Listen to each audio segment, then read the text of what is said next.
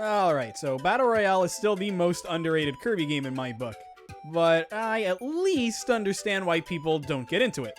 And hey, even if I don't get why people don't like something, I'm not gonna judge. You do you and all. But I've been playing Kirby's Dream Land 3 for well over a decade now, and I don't get it. People don't like this game? That's a thing? That's possible? I can think of a lot of things that are easier than not liking Dreamland 3, you know, like subscribing to the channel to help me reach my year-end goal. Yeah, you get the idea. In case you're new to the channel and don't know how I like to play my Kirby games, or any game really, I like to play fast. I enjoy optimization, so speedrunning is something I really enjoy doing. But believe it or not, most of the time, I just want to play games to have fun, not necessarily speedrun. Still, even when just playing them to have fun, I like to play them quickly. This kind of player is not the person you'd expect to have Kirby's Dream Land 3 just miss out on the top 5, yeah? But that's the thing. Part of why I love this one so much is because of the speed. I don't think this is even a remotely slow-paced game. Sure, the action isn't as prominent in this one, but moving around, platforming, puzzle solving, the pace of it all is just so perfect. It's never too slow, but it's never too fast. And unlike a lot of other games, even some of my favorites, the auto-scrollers here are actually fun. What a novel concept that is! But I'm really getting ahead of myself. Dreamland 3 is a direct sequel to Dreamland 2, thus taking a lot of the ideas from that game and expanding on them. For one, and I can't thank this game enough for this, Kirby has his full moveset from Adventure. He could dash, he could slide, he's got everything. Even if I didn't like this game all that much, I'd already take it over Dreamland 2, just for that. What's really exciting, however, is that this extends to all of the animal friends as well. Ku already kinda had a dash in Dreamland 2, but now Rick and Kind can join the fun too. Rick also gets this fun wall jump that, being honest, it's pretty useless in a game that allows you to float infinitely. I think it's fun to take advantage of. I always remember the one level where you need to clear it as Rick to get a heart star, and you have to take advantage of the wall jump to clear the level. That's one of my favorite levels in the whole game just for that. But the real star of the show in my book is Kine, who went from being the worst thing on land and an improvement to that, I guess, underwater. He is now a speed demon underwater and way faster than he has any right to be on land. He takes a bit to learn how to control, but once you get the hang of him, he blazes through levels, water or no water. It's so much fun. Dreamland 3 also introduces some new buddies to the mix too, with Pitch, Choo Choo, and Nago. When I play Dreamland 3, I typically stick with the old animal friends. The new ones function similarly to the old ones, just with tweaks that I don't really like as much. That doesn't mean I dislike playing as them though, because even though I enjoy moving around with the old friends more, I find myself preferring the copy abilities for the new friends. Yes, the copy abilities make a return with all of Dreamland 2's roster on top of a new ability, Cleaning. It might not sound like much of an ability, but have you ever seen bosses get absolutely shredded by Ku plus Cleaning? It's scary how powerful it is. Focusing on the new friends for a bit, I love the pogo stick for Parasol plus Nago. Bouncing around is just really funny, and even useful for clearing out enemies. Fire plus Choo Choo is a personal favorite, part because Choo Choo functioning as a hot air balloon is crazy inventive, but also because it gives Kirby good protection above him and in front. Pitch is probably my least favorite to use of all the animal friends, since none of his abilities stand out too much for me, but I like the water bubble you get from Pitch plus Cleaning, if nothing else. I'm not counting out the old animal friends either, though, because they've got a lot of fun abilities as well. The Rick roll returns in all of its glory from Dreamland 2, Rick plus Stone, but my favorite Rick combo is Rick plus Cutter. I like to have Rick turn around, throw Kirby away, and then run forward, and see how far I can go before Kirby gets back to Rick. Playing the game like this changes your worldview. Alright, joking aside, it gets really intense trying to avoid Kirby.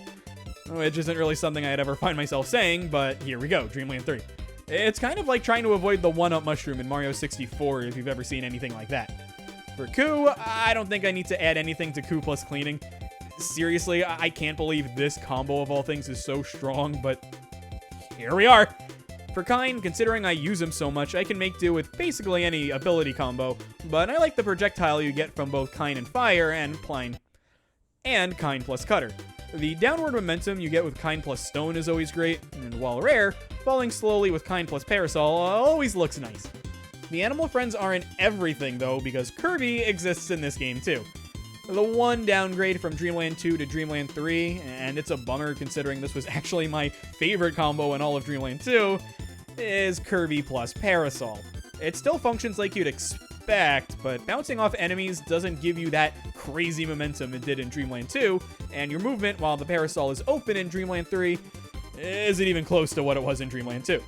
I don't find myself slowing the game down hitting blocks I didn't want to hit this time around at least, but it's still a downgrade. The way I feel about Kirby Standalone in this game is similar to how I feel about Kirby and Canvas Curse. I like the abilities, and using them is fun. My favorite Kirby abilities are Kirby plus Fire, Kirby plus Ice, and Kirby plus Parasol, of course. But just running around and doing things the normal Kirby way, A-okay with me.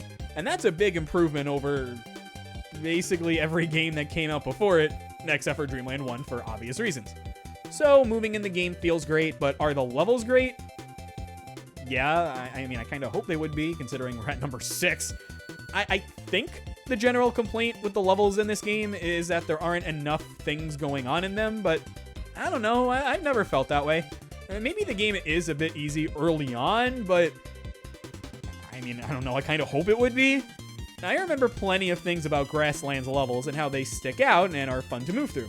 I remember the room with all of the roughs running around you that you need to get by, some of them having Waddle Dees that fall off when they hit a star block. And even if they didn't fall off, there are Waddle Dees riding wild animals. That's really funny. I remember the vertical auto-scroller, although, admittedly, that one I mostly remember because you get Kine in that level, and it's kind of how I practiced my movement with him growing up. The area with all of the flowers that you have to avoid stepping on to make the mother flower happy, or when you're inside of that tree and you have to navigate to the top. Just a bunch of random examples here, but these stick out to me because they're fun to move through.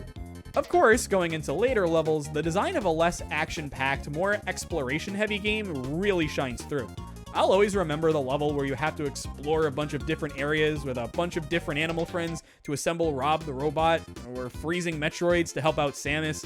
These are cool cameos, but ignoring said cameos, the level in Iceberg where you have to clear the whole thing start to finish with Naga was always memorable. Any area in Cloudy Park stands out for not only its aesthetics, don't worry, I'll get into the presentation soon, but also because the clouds can block areas of the level. But there's also the first level where you need to find the dirty flowers and clean them with Coup plus cleaning. And of course, these things are blocked by the clouds. Something I really like about Dreamland 3 is how, even though every world is so different, the objective to clear to get the Heart Star is always similar. They aren't identical, but you have an idea of what to expect.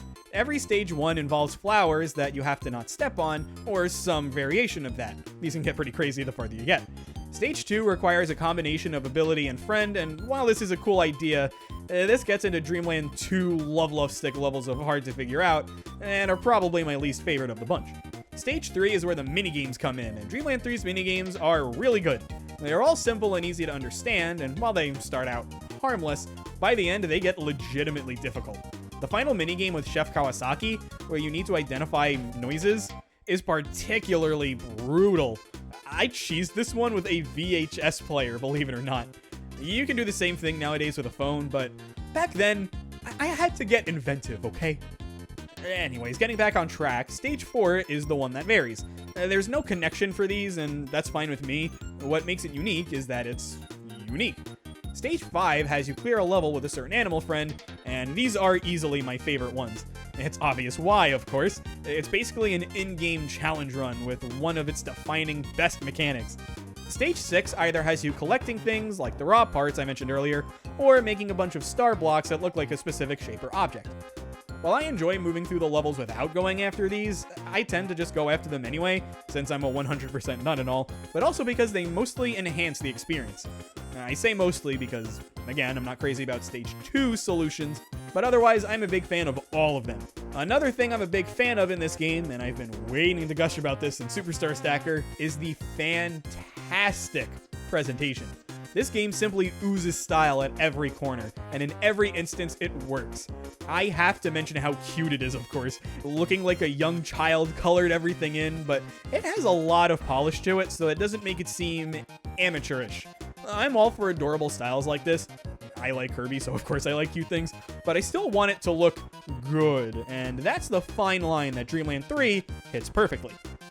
Everything from the cutscenes that play on the world map, to the color choices of the game, and the lighting, and of course, the creepier stuff that only gets accentuated because of how precious the game is otherwise. This game of all things is the first Kirby game to have blood in it, all make it stand out. I've seen other games with a style kind of similar to Dreamland 3, but this is the one that makes it work the best. Even compared to other artistically driven Kirby games, I give it major props over stuff like Epic Yarn and even Rainbow Curse, for its ability to have this creepy stuff at all, but make it match its style.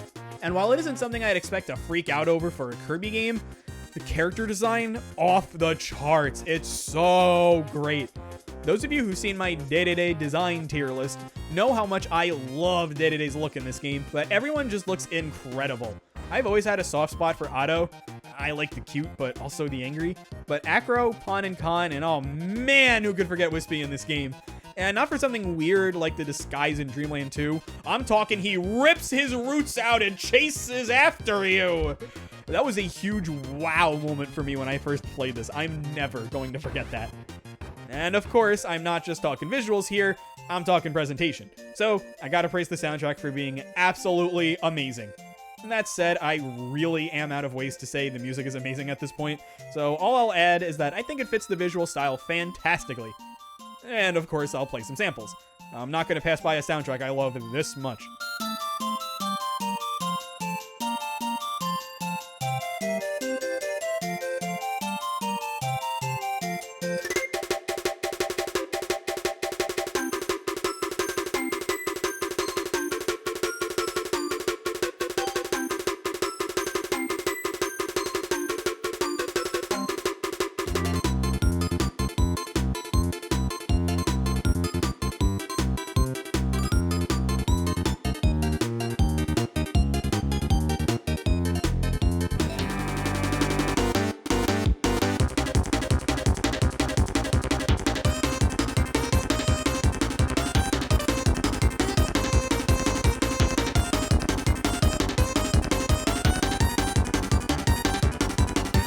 Now, I'm not saying Dreamland 3 is perfect or anything, but its negatives are pretty small in the grand scheme of things. Some of them aren't even really big deals as a standalone game even.